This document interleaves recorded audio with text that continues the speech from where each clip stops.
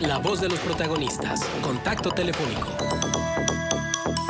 Agradecemos muchísimo a David Brondo, periodista, reportero, articulista, que esté con nosotros para opinar sobre la Unidad de Inteligencia Financiera de Coahuila. Y es que hoy la Unidad de Inteligencia Financiera Nacional pues también está en primer plano con toda esta información que se ha derivado de situaciones muy particulares como Odebrecht, por ejemplo, que tiene a Lozoya como testigo y como principal protagonista de este tipo de acciones a todas luces irregulares. Pero creo que podemos empezar por ahí, David. Buenos días, te saludamos Manuel Cerrato y Marcela Pámanes, por definir qué es una unidad de inteligencia financiera y cuáles son sus intenciones y si no está implícita ya en el mismo trabajo de las fiscalías. Buen día, Marcela, buen día, Manuel, es un gusto estar con ustedes. Y bueno, pues sí, en efecto, una unidad de inteligencia financiera no es otra cosa más que un organismo encargado de investigar formalmente todas las operaciones financieras que parezcan sospechosas a los ojos del gobierno, de una fiscalía, de un aparato gubernamental. Y bueno, pues hay, creo yo, 3 puntos claves para que funcione con éxito una unidad de inteligencia financiera como la que se pretende, o al menos se ha anunciado que así será, echar a andar aquí en Coahuila. Primero, creo que hay que tener voluntad política para investigar hasta sus últimas consecuencias y para dotar de autonomía e independencia a un organismo de esta naturaleza. En segundo lugar, una unidad de inteligencia financiera debe tener recursos, presupuesto para la compra de servidores, desarrolladores de software y tecnología de punta. Obviamente se requiere apoyo presupuestal si es que un proyecto de esta naturaleza va en serio. Y en tercer lugar, se requiere personal técnico altamente especializado para dar seguimiento a las operaciones financieras sospechosas por parte del Estado. Te diría que hay que entender que una unidad de inteligencia financiera no es un organismo policíaco, ni es un organismo de persecución política, porque si se parte de esta premisa, seguramente el resultado va a ser un fracaso, ¿verdad? Una unidad de inteligencia financiera es eso, una entidad especializada en la detección de operaciones ilegales de las llamadas ORPI, que son las operaciones con recursos de procedencia ilícita. Es como comúnmente se conoce como lavado. Y bueno, ¿qué se necesita para que una unidad de inteligencia financiera, sea del nivel que sea estatal o la misma federal, funcione? Tú decías voluntad política. ¿Y qué más? Mira, se requiere mucha independencia, se requiere mucha autonomía por parte de la persona o por parte del equipo que va a estar al frente de este tipo de unidad. Es un trabajo verdaderamente complejo, se requiere personas y funcionarios altamente especializados. Este tipo de proyectos deben ser, como te decía, una estructura de inteligencia ajena a los juegos políticos para de esta manera combatir de manera científica y de manera técnica los delitos de cuello blanco. Mira, las unidades de inteligencia siempre tienen que comprobar delitos vinculados a estas operaciones ilegales. Básicamente te diría que son 5 los delitos que persiguen, que es el lavado, el enriquecimiento ilícito, el ejercicio indebido de facultades, el peculado y la asociación delictuosa. En Tamaulipas y en Chihuahua han ya puesto en marcha este tipo de unidades y han ido básicamente contra 3 sectores de la población que han incurrido en este tipo de prácticas, que son los políticos o funcionarios, los empresarios y personajes del crimen organizado. Uh-huh. David, ¿qué tal? Buen día, un gusto saludarte. Hace algunas semanas lo platicábamos y sobre todo el hecho de que, bueno, no hubo en un inicio mucha claridad con respecto a la forma de operar de la Unidad de Inteligencia Financiera aquí en Coahuila, con respecto a los plazos, porque se anunció a inicios de año, después como que no se supo bien qué estaba pasando con ese proyecto, luego se informa por parte de funcionarios estatales que hacia finales de 2020 entrará en operación, pero hubo en el Inter por allí algunas declaraciones del fiscal general de Coahuila, Gerardo Márquez, en el sentido de que a final de cuentas la Fiscalía ya cuenta con una unidad de investigación patrimonial y que prácticamente son las mismas funciones o funciones muy parecidas a las que tendría una unidad de inteligencia financiera, que ya sabemos estará a cargo de Jorge Luis Morán, quien fuera secretario de Seguridad Pública del Estado, quien fuera alcalde interino de Torreón. Bueno, también hace poco se anunció, de hecho creo que la semana pasada, compra, adquisición de equipo de cómputo justamente para la Unidad de Inteligencia Financiera de Coahuila, pero también, por ejemplo, para la Fiscalía de Personas Desaparecidas de la Fiscalía General del Estado. Entonces, eso como que da más certidumbre de que, bueno, pues como que va en serio, mínimo ya están lanzando convocatorias para la adquisición de equipo, que es equipo básico de cómputo para una oficina de esta naturaleza. Pero hablando de las expectativas, y lo comentábamos, de hecho también contigo, Coahuila tiene un montón de pendientes que resolver en cuanto a actos de corrupción, en cuanto a presuntos delitos, sobre todo en el contexto de la megadeuda de Coahuila, y que poco o nada han intervenido a lo largo de la historia de todo ese desfalco las autoridades estatales. Entonces, el primer reto estaría allí, es decir, así como se dice tanto del sistema estatal anticorrupción, de que allí tiene un medidor de éxito el problema de la megadeuda, y en la medida en que intervenga y coadyuve a solucionar, pues se medirá también el éxito, el funcionamiento y la pertinencia de este sistema. ¿Lo mismo aplicaría para la Unidad de Inteligencia Financiera, o tú consideras que incluso si no se mete tanto en de la megadeuda, eso no tendría por qué ser un indicador de que funcione? No, yo creo que es muy importante que haya un organismo sumamente especializado para investigar todo este tipo de operaciones irregulares. Uh-huh. Que tengan que ver con las finanzas en el estado de Coahuila, sean públicas o sean también privadas, porque también en el sector privado se da el lavado de dinero, se dan otro tipo de irregularidades como la evasión fiscal, como la defraudación fiscal, y en ese sentido yo creo que es muy importante que un organismo especializado investigue con toda la fuerza del Estado este tipo de irregularidades. Fíjate, las unidades de inteligencia generalmente investigan esquemas de triangulación, entramados que operan a través de testaferros, transparencias de dinero sospechosas y empresas fantasmas. Uh-huh. Y la vez pasada, comentábamos que efectivamente aquí en Coahuila hay mucho por investigar. Hablamos de la megadeuda que se adquirió con documentos apócrifos durante el sexenio de Humberto Moreira.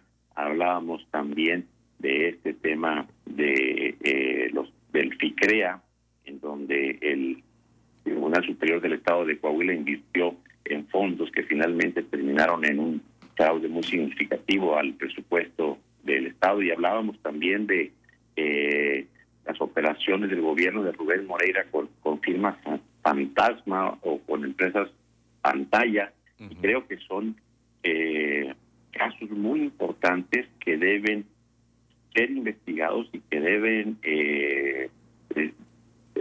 ser indagados para sentar precedentes y también para luchar contra la impunidad que ha campeado en los últimos sexenios en la entidad, ¿verdad? Uh-huh, exacto.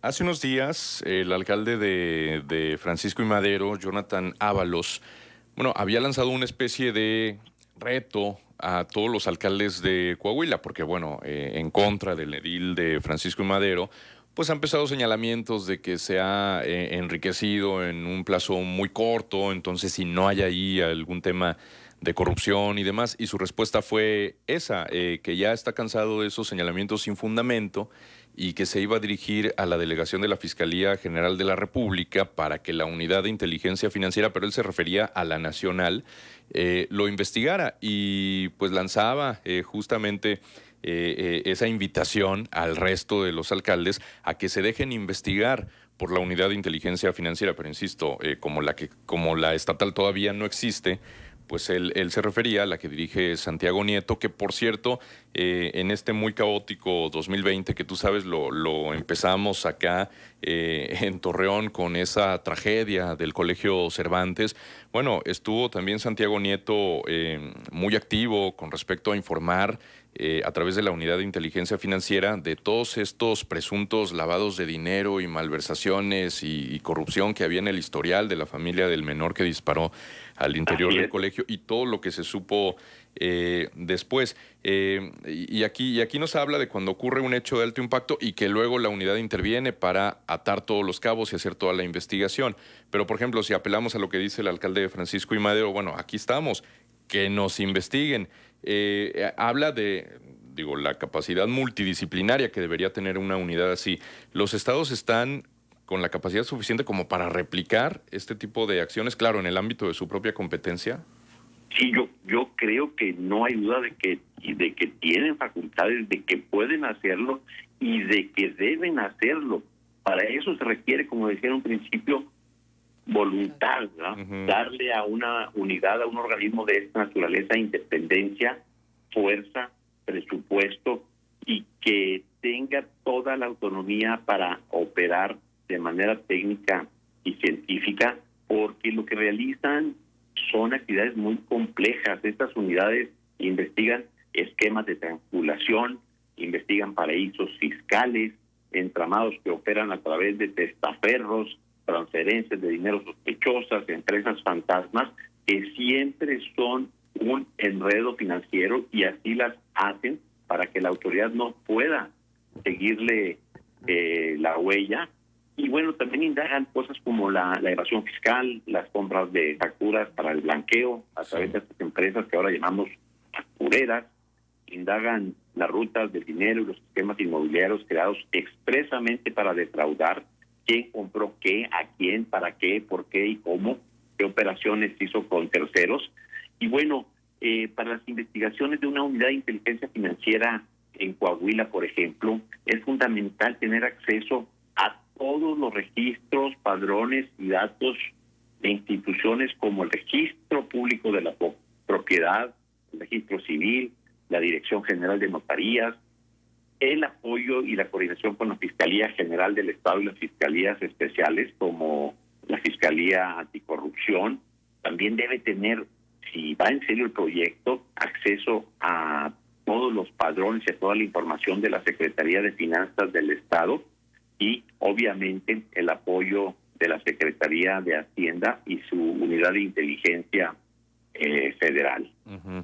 Pero, por ejemplo, esto que dijo el alcalde Ábalos es totalmente inviable, ¿no? Digo, yo no veo a Santiago Nieto y a su equipo ocupados por indagar en las cuentas y en todo el historial de los 38 alcaldes de un solo estado, aparte porque eso sería una investigación de muy largo aliento, ¿no? Yo creo que son simplemente declaraciones ahí que luego surgen, porque, pues no, además creo que sería un gasto de tiempo y operativo pues bastante amplio que ninguna dependencia estaría dispuesta a lo mejor a atender, insisto, por todo lo que conlleva, sería una investigación de años, pero a la vez creo que sería un ejercicio interesante de transparencia, ¿no?